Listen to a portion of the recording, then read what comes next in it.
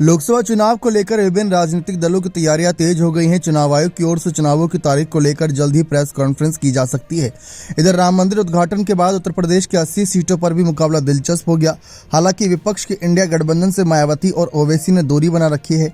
अब मायावती पर बीजेपी की बी टीम बनने का आरोप लगा है। कहा जा रहा है कि यूपी में लोकसभा चुनाव में मायावती और ओवैसी बीजेपी के लिए फायदेमंद होंगे। दरअसल राज्यसभा चुनाव में बसपा के एकमात्र विधायक उमाशंकर सिंह ने राज्यसभा चुनाव के दौरान बीजेपी के पक्ष में वोट किया।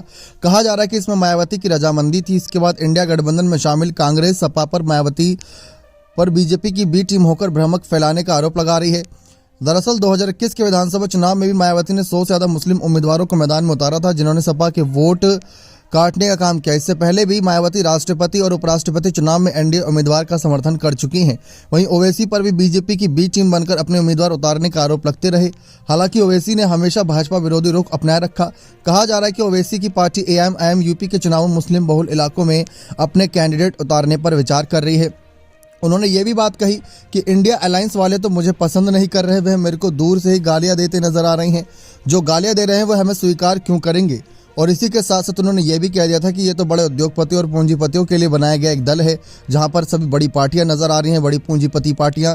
और ऐसे में इसमें हमारी जैसे एक छोटी जो जनता की मदद से चल रही पार्टी, उसकी क्या जरूरत है।